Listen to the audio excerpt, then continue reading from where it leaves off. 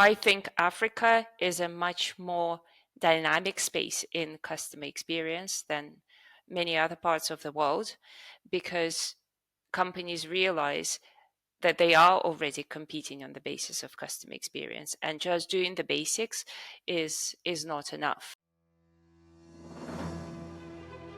Welcome to the Global Experience. Get ready as we take you into the dynamic world of customer service and collections.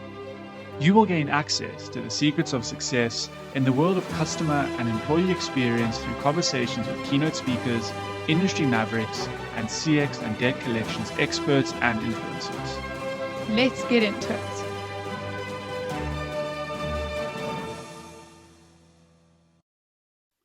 Sawubona, welcome, and hello to everyone joining us on today's episode. We have the wonderful Olga Potaptseva, CX advisor, top 15 CX influencer, speaker, and founder of the first CX knowledge base, CX Panda. Olga's consulting work and mission is focused on making customer centricity an integral part of the operating models and business success. Olga, thank you so much for joining us today. How are you doing? How are things going?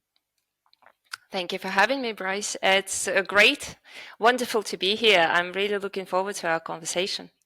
Fantastic. Really keen to get things moving.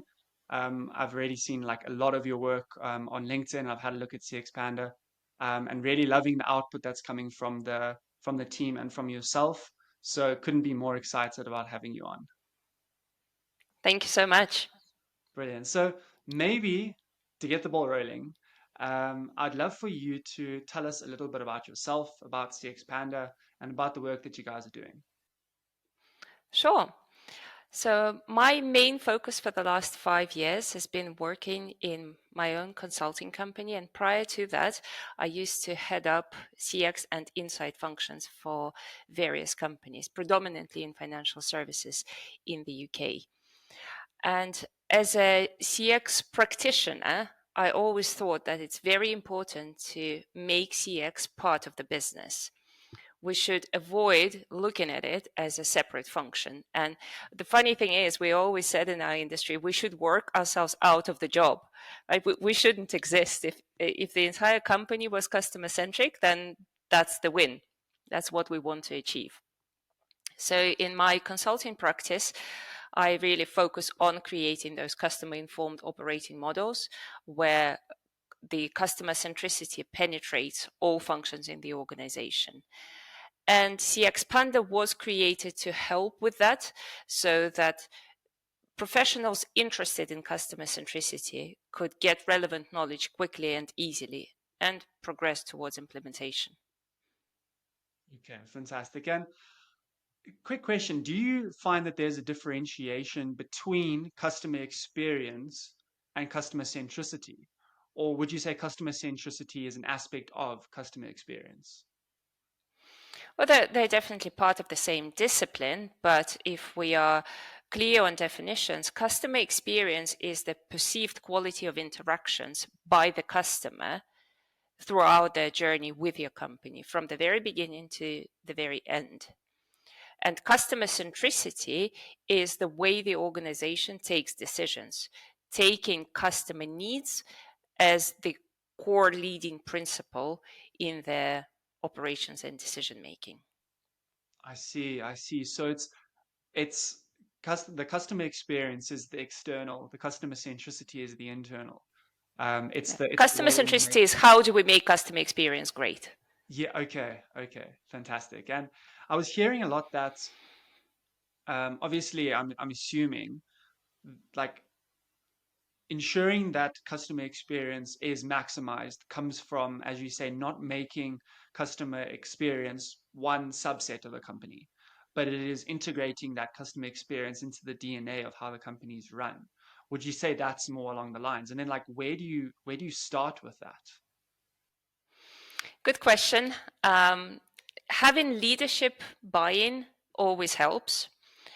If it's driven by the C-suite, you're more likely to become a customer-centric organization, provided that leaders have the right idea for what it takes to be a customer-centric leader and they have the right support along the way.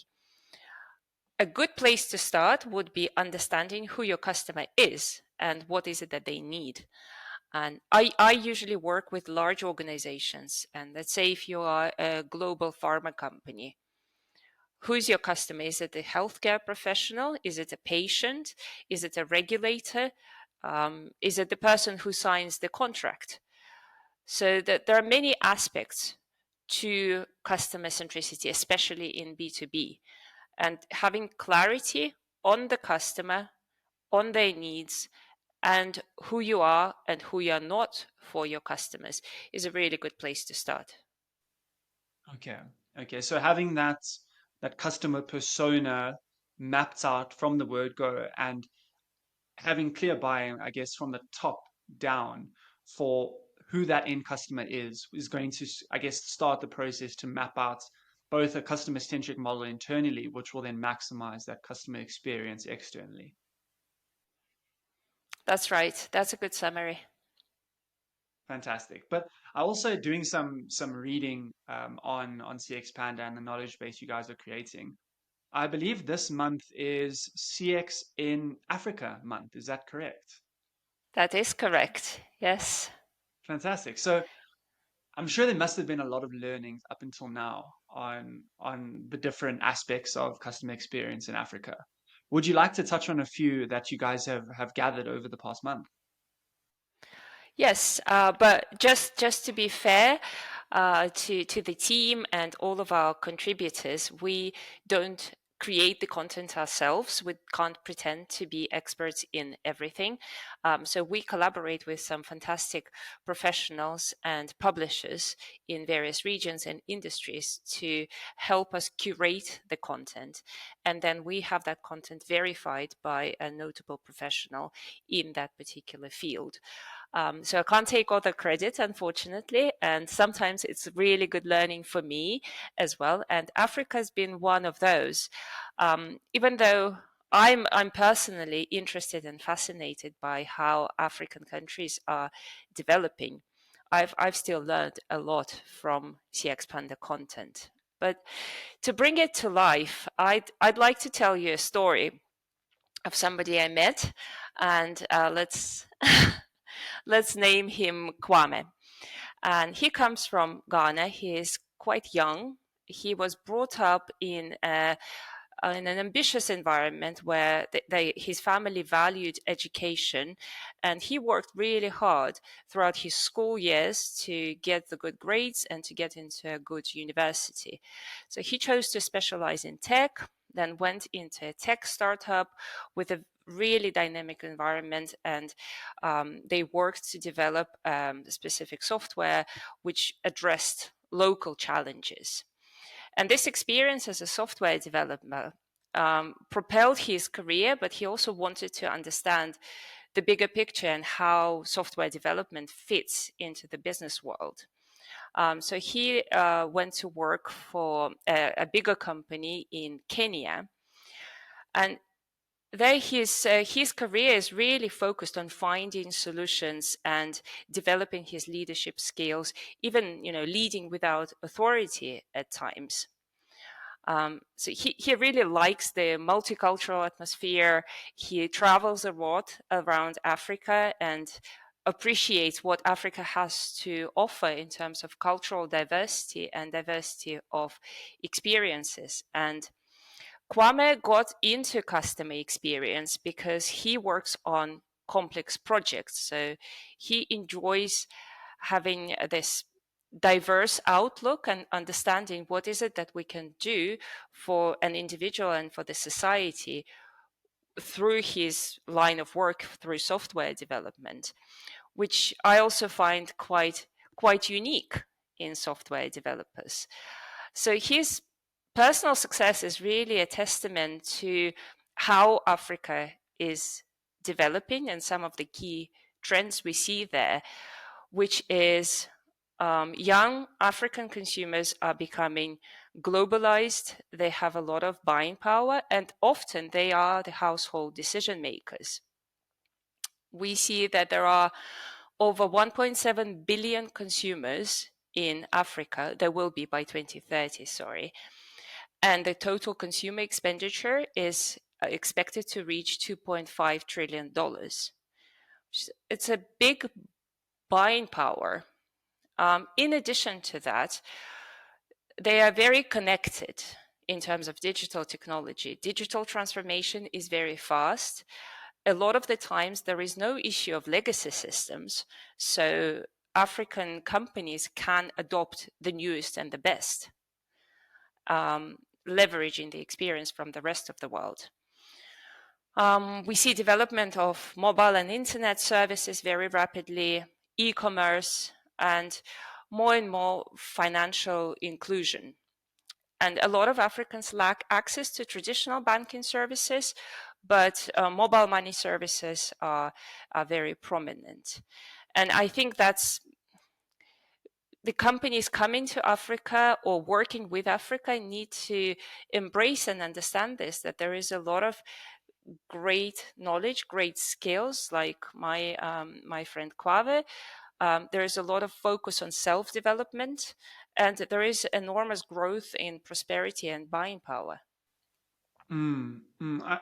I mean, I firsthand see all of these trends here in South Africa. I think, I mean, you've touched on so many things there. Something that really like kind of spoke to me is the immense growth that Africa and South Africa in general is coming into, both from an economy standpoint, utilizing those financial technologies and being those early adopters, um, but also the growing population. I think Africa is one of the fastest growing population, and it is generally made up of youth. The youth is the fastest growing aspect of that African population, um, and I think I mean, there are certain things that I think differentiate Africans and South Africans from the rest of the world when it comes to just the way of work, the way of life. Obviously, there's a big obviously there's cultural differences, but I think also from like a internal standpoint, I think there's a lot more differences that we can see. But I also think the rest of the world can learn a little bit something about Africa and from Africans and South Africans in general. What would you say from that perspective? I'm talking about your friend. What else do you think that the rest of the world could learn from Africa when it comes to customer experience? I think it's there is a lot of adaptability because the environment is not stable, it's changing so much. Sometimes you may have imperfect infrastructure, connectivity, and people just make it work, and they adapt businesses like this very fast. And that certainly lacks in Western countries or in Northern America, where adaptability is slightly more complex. Um, Also, I think there is this resistance and resilience, I'd rather say, resilience to rapid change, and whatever the world might throw at you, you guys cope. 100%. uh, I think something that I mean I've seen in South Africa in specific is we've obviously the country's been through a lot of hardship over the past 100 years or so, even the past 20, 21 years has been quite an interesting time for South Africa. I think there's been a lot of political changes, economy changes, instability here and there. Uh, but the thing that always shines through is the energy of our people. The resilience, as you say, is a huge aspect, as well as and you said it really well there. Our ability to just get on with it. I think that's ingrained with anything really. We'll make a plan. If there is some form of public transport strike, our people find a way to make it work because is no other option, right? There is no other option to to to just let things be as they are. You have to make a plan. You have to work around any problems and issues that are thrown at you, which is why I think we're also a great country and culture for problem solving. And that's just, I mm. guess, from a personal standpoint, what I've seen. I also think there is this culture of wanting to help. So let's say this public transport strike example. I don't know, but I bet you this would be the case if you have a car and you're driving to work and you know there is a public transport strike, you'd pick up a few people and deliver them to the location closest to where they need to be, and you'd probably not charge them any money for it.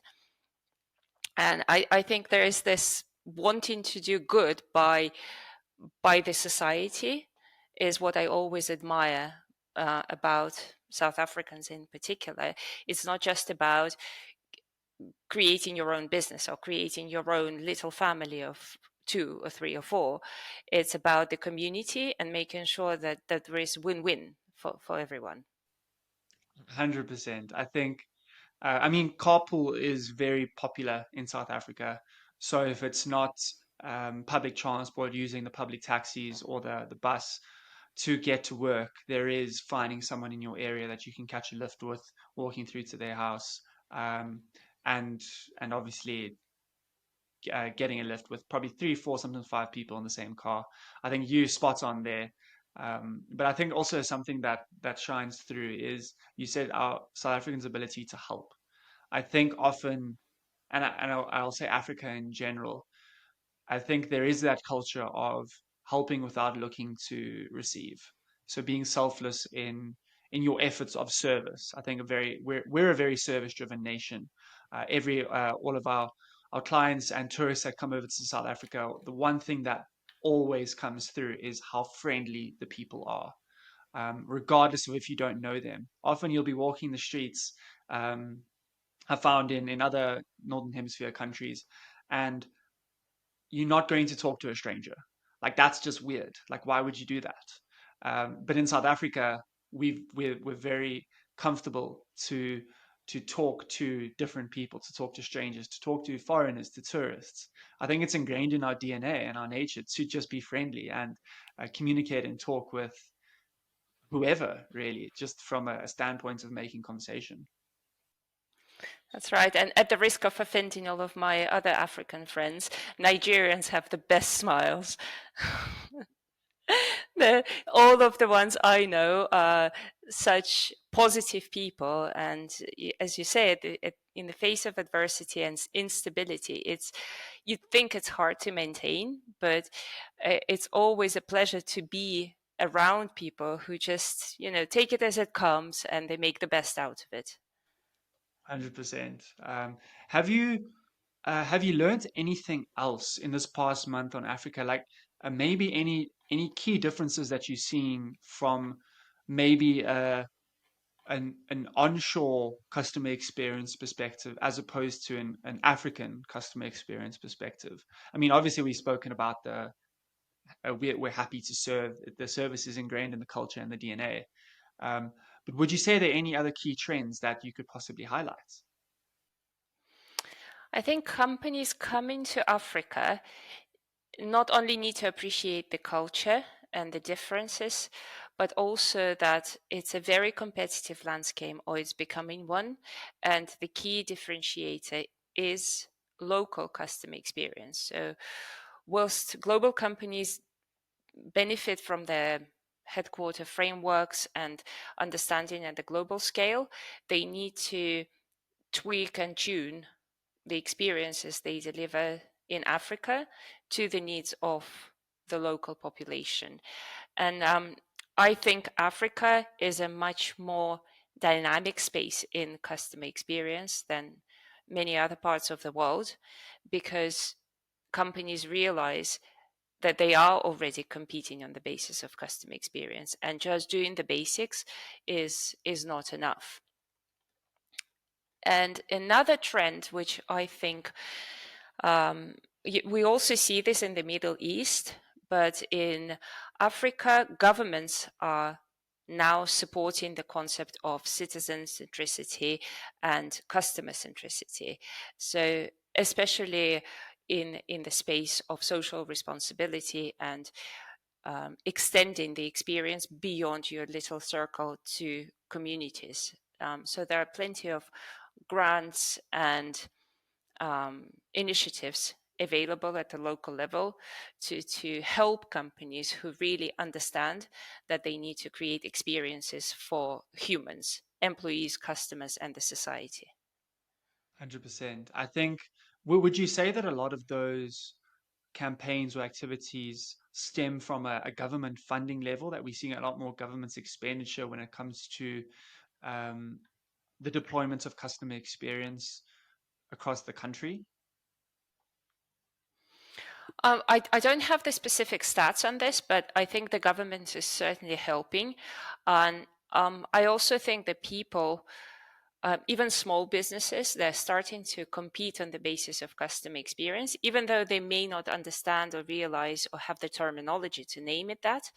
But even small traders understand that they have to compete with supermarkets, and they do that by building closer connections with their customers, diversifying their product range, doing convenient deliveries, and things like that. So I think it's both ways. It's the businesses and the government driving in the same direction. I mean, just thinking off the top of my head, some of the experiences that I've had with customer experience in South Africa is often we're finding that local businesses are being supported more and more in South Africa. And when I mean local, I actually mean local small businesses. So the very small fashion retailers, the guys who are only selling over like an Instagram, as an example, the guys who are only selling over or through Facebook Marketplace. I think we're often finding that a lot of South Africans are gravitating towards those smaller retailers because of the customer experience that they're getting from that. Because it's so niche, it's so tailored. Um, the the the positive customer experience that we're receiving from those smaller retailers and smaller brands is is what is keeping us coming back to those brands, despite them they might be slightly more expensive, obviously, because they don't have economies of scale at play.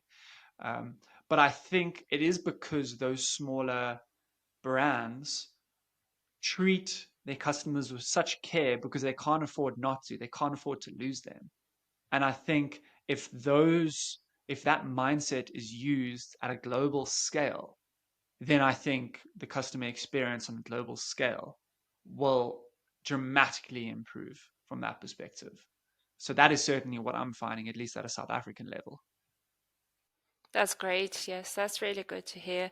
I think the risk for small businesses is growth, paradoxically, because they can't scale with just one person having that customer centric vision. So that's where customer centricity education becomes very important. When they grow and they hire more people, how do they then maintain that orientation on the customer and you know going above it and beyond in the service levels whilst maintaining their cost base and remaining profitable? And hopefully, CX Panda can help businesses like that to understand how you create a customer centric ecosystem as you grow. Olga, I just love how this conversation has just done full circle, because now I'm putting all the pieces together to say that we just spoke about small businesses, and when you scale, that fear of losing that customer centric model. But then you won't lose it if it is ingrained within your operating model as well as your leadership. I think if that customer centricity is ingrained at the DNA level from the grassroots of the company, then a customer will still have that positive customer experience no matter how big the company grows. And I think naturally I'm seeing that that is what you do. That is your sole purpose in customer experience. That's right. Yes. I wish I could be with companies for years and years and witness their growth and help them along the journey. Sometimes I come into really large enterprises that have been around for 100 or 150 years. But it is a joy to refocus and realign to their purpose and what is their what is their reason for being, beyond making money. Why are they here on this earth, and what are they doing for the humanity? And it is very inspiring to see them change and become more human centric. Mm. Couldn't have said it any better myself, Olga. That's fantastic. Um, so we've kind of reached a point of our podcast where we like to give a little something back from a South African perspective in trivia format. So get your thinking cap on. I'm going to ask three questions. All of them will be multiple choice questions about South Africa, and I'd love to see just a little bit of South African knowledge coming from Olga. So are you I'll do ready? my best. No pressure at all. Don't worry. Um, And for the listeners, a disclaimer, they did not tell me the answers in advance. And you may see that very shortly if I don't guess the right ones. if anything, it's more just South African knowledge sharing, really. The answers do not matter. But, okay, Of course. question one. What is the largest national game park in South Africa? So, where would you go on safari at the largest national game park in South Africa? We've got A, Pilanesberg Game Reserve. We've got B, the Kruger National Park. And we've got C, the Addo Elephant Park. I would go for B. Okay, you went for B. Locked in that answer. Um, question two. We've got an elephant is pregnant for how many months? We've got A, 10 months, B, 15 months, and C, 22 months. I would go for C. Go for C. Okay, okay. Locked in. And then question three, how many official languages does South Africa have? Is it A, 11, B, 12, or C, 5? I'd go for A. 11. Okay, very interesting. Okay, so how do you think you did? I don't know. Okay, so had I asked these questions probably about 6, 7 months ago, you would have got all three right. All right. So the first question is correct. Kruger National Park is the biggest, so you got that correct. Um, then for the second question, an elephant is actually pregnant for 22 months. So you got that correct as well. That's actually Okay. crazy. I think because of the size of the elephant, it takes a lot more time to get it to a point where I guess the world is ready for that new baby. Credit to my biology teacher. And then for question three, it was 11 languages until sign language has now officially been added as an official language in South Africa. So we're now up to 12 official languages in South Africa. So you got 2 out of 3. That was really good, Olga. Round of applause. Well Well, done. I've learned something. Thank you very much for this. That's brilliant. Okay, so then I also believe that you have prepared us an interesting fact, either about your country of birth or the country that you are living in at the moment. Do you have that for us? Yes, I do. It would be about my country of birth, which is Russia. And I'd like you to guess what is the longest flight that takes you within Russia. So you don't leave the Russian borders, you get on a plane and then you get off the plane a number of hours later. Do I need to give you ABC options? No, no, no. I think I'm just going to guess because I know Russia is massive. So I'm going to say 9 hours. That is almost correct. 10 hours is a single flight that you would take from Moscow to the Far East. Oh my And I've word. done it once to visit a region in Russia where they have 350 active volcanoes on a single peninsula and 300,000 citizens and 80,000 bears. Oh my word. I don't know if I'd want to go there. That sounds like quite an experience. Wow. It is, yes, yes. I did a 12-day hike in this very remote part and it was amazing. Wow. That I'm sure that's like a once in a lifetime kind of opportunity where you feel, I guess, the raw, pure nature environment in its true form. Yeah, So you do. Honestly, once you get out, you don't think you need the mobile phone. It stresses you out. oh wow. Well, I've learned something very, very interesting about Russia now. Thank you for that. And I hope you learned something a little bit about South Africa. But Indeed. Olga, it was an absolute pleasure chatting with you today. I think I can't wait to see how this partnership between CX Panda and yourself and Newton develops going forward.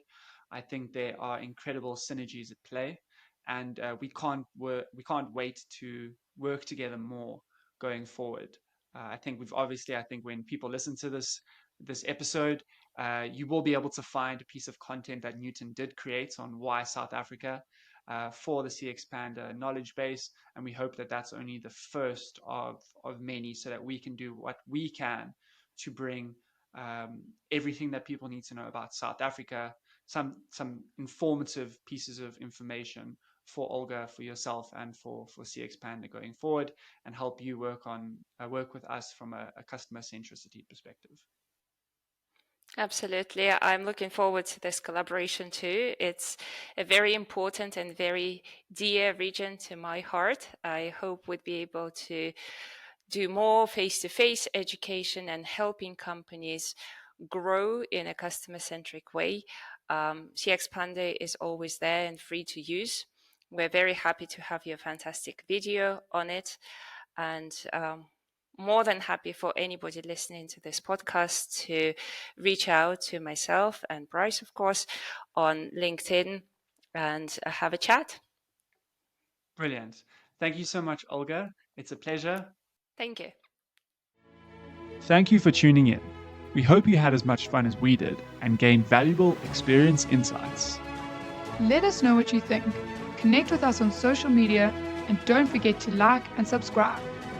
Stay inspired, stay customer centric, and know that the world of customer experience and collections is within your reach, the global experience.